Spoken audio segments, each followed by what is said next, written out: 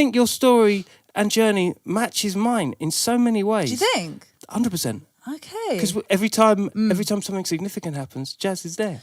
It's true, yeah. You're right. That's why we always see each other everywhere, because we're just there, innit? Yeah. We're just part of the furniture. You're the biggest fan of hip hop. The biggest.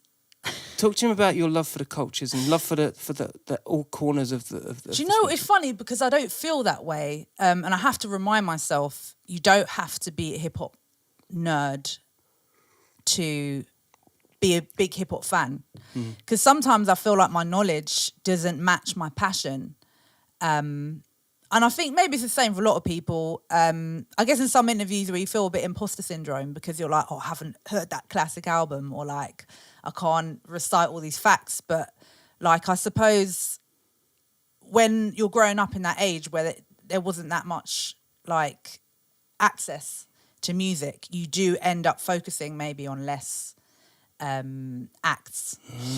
So like, I did find hip hop quite young, probably like 11 or 12 or something, and it was like the Beastie Boys and a bit of older stuff like Public Enemy and that. And I don't really know how it managed to just get in my brain. I wanted to do everything. I've always wanted to do everything I like the look of. And I like the look of graph. I wanted to do graph. I like the look of hip hop. I wanted to do that. I liked basketball. I liked skateboarding. Just like anything I like the look of, I needed to turn my hand at it. So I was a bit of a kind of teenager that was just trying to do all these different things to like, just like, I'm a, what's the word? I'm not somebody that's happy to sit back and watch things. Like, I need to get involved in it. I'm a participator, like, big time. Yeah, you know what? You just said something of an imposter syndrome, and I have to be really honest.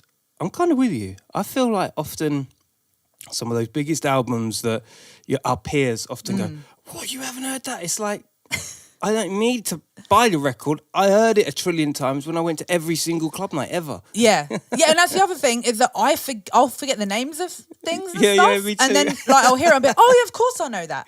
Yeah. But like, and these things, they're kind of embedded in you, but you're not necessarily very good at regurgitating it in a kind of like, almost like a kind of uni-educated way. And I really respect people that can do that, by the way. Like, I'm like, wow, this person's got like an encyclopedic knowledge. Yeah, or, like, big up the hardcore. that's really cool. But we mustn't let ourselves feel like we're lesser participants in hip hop just because we can't kind of like recite the bars. Lay it out in such a kind of like logical, factual way. Like, I'm a very passionate person. Like, one of my favorite artists was DMX, for example, and I know he's not particularly revered in a like lyricist, wordplay, whatever way. I mean, he is revered, don't get me wrong, but like, for me, like, music's very tied to my emotions, and I know that can mean that my opinions and knowledge and stuff like that isn't like as chronological or in or even like popular, but I don't necessarily think that has a lesser value, that my emotions are so involved in it, because that's the whole fucking point. That's the whole point of it, is that it affects you and you react to it. Yeah.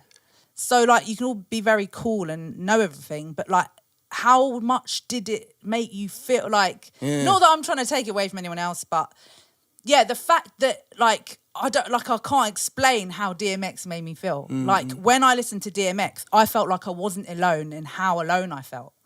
Like, I used to think, why do I relate to this guy? You know, I'm not like flipping on crack or whatever. Yeah. But it was because I could hear Was he him. on crack?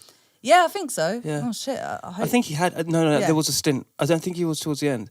But I would. Yeah. But he had very challenging upbringing, and maybe I did in other ways. But like, it's the raw emotion that you can hear from another artist, and it makes you feel not alone. When you feel that low, you're like, raw, this person sounds worse than me, or there's something wrong with them, and I feel like there's something wrong with me, and then you just connect on that way.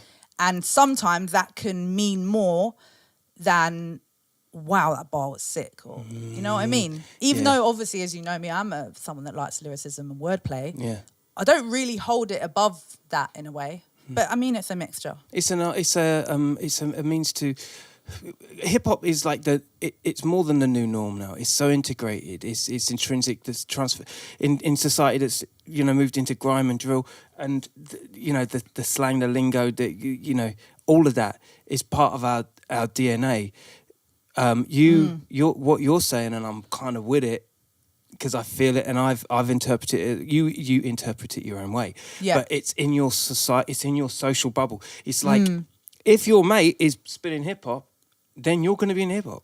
Yeah. And if someone like DMX resonates with you and connects with you, and he happens to be hip hop, then that's awesome too. Yeah.